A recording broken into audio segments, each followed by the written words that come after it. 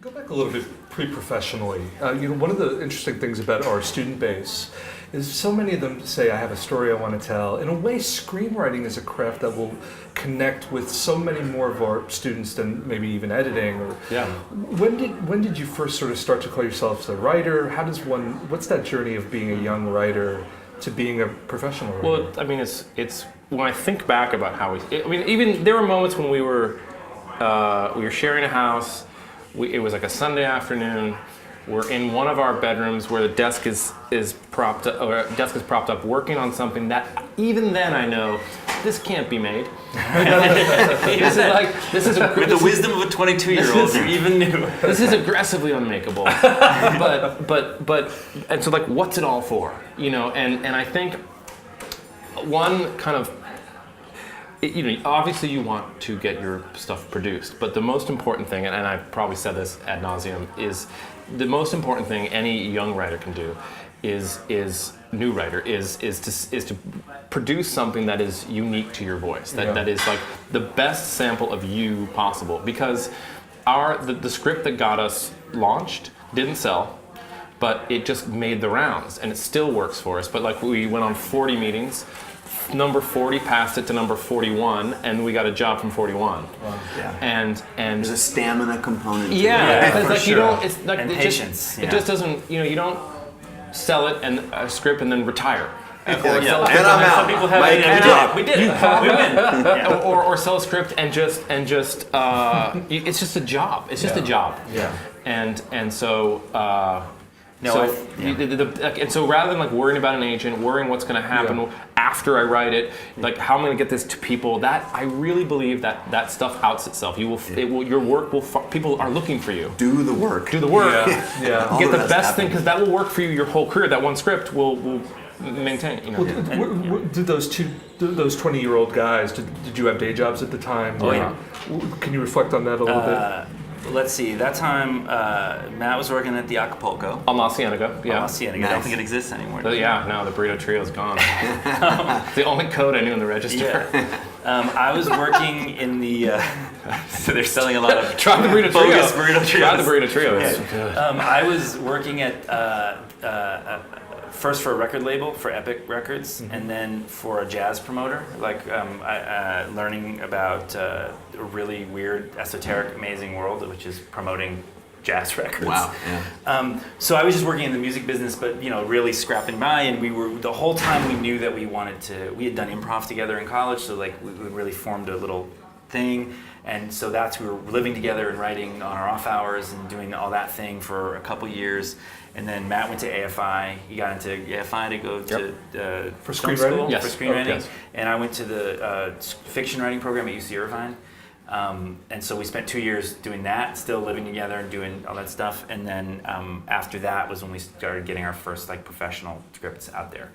I love that journey because I feel like it debunks so many of the beliefs that a lot of the folks who come to Creative Live to learn that they have, that sometimes you're just like, oh, I'm done with this and I'm just going to throw it away and I'm going to start tomorrow. I'm going to become a writer. Right. No. And it's like, if we could impart anything, it's like, no, you have to, don't quit the rest of your life. Keep that going. You have to juggle with one hand. Do is like work at the burrito stand to make money, and then every waking minute that's not outside of the survival amount of money that you have to make, apply to the thing that you want to be more than anything. And that's okay. There's nothing like There's you're not nothing behind. I don't know anybody who has wrong. Like we didn't. I don't. We became professional screenwriters in our late 20s. Like it's not, and that's pretty fast. Actually, Colin spoke about time. I think that's really important. A lot of people get burdened by time. Yeah. I'm too old to start. I feel like that's kind of bunk. Yeah. Yeah. It's I agree, and you can really. I think our friend Craig has good advice he gives to people, which is to say, you got to make your life good first. Yes. Enjoy your life, Yeah. and then the writing is what you're passionate about. Have something and to what write you're about. doing. Yeah. Have something to write about, Right. and just feel good about stuff. Just, you know what I mean? Get with Living your friends, life, find your tribe, find Yeah. those people. Now there's opportunities that we never had when we were coming up. Like all of the web, like that did not exist for us when we got out of college. We did improv, but it was like there was no UCB, there was no incredible there was no Funny or Die, there was none of this stuff that people wasn't can as actually. cool as it was now, as it is now. Yeah. No, it was not nearly as cool as. I mean, it's like it was one shy of acapella. Yeah, exactly. But yeah, so now, I mean, that's the thing. Like, you can be doing that stuff that feeds you and actually kind of getting it to people and trying stuff and experimenting.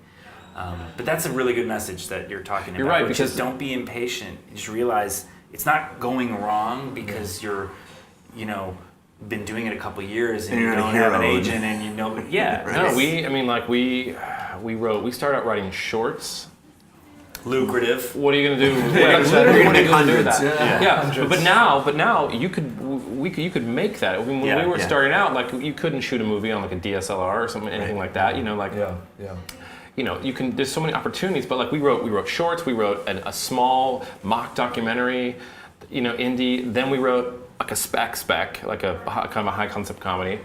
Our one contact was like, not the one. And so we wrote another one, which was just, I don't remember that moment very well. I probably blocked it out. I was like, okay. You buried that deep. And then we wrote another one, and that was the one that we went out with. And again, that didn't sell, but like it provided us entry. It was the entry point. And I think that is just a really sound, heartfelt message to send to the folks at home, that stamina is super important, that doing the work counts above and beyond all of the I need to get an agent. Well, write some shit first. Right. It's like do the work. What are you gonna say? No, I was just like I was inhaling on that because you're right. Because you're right. So because true. like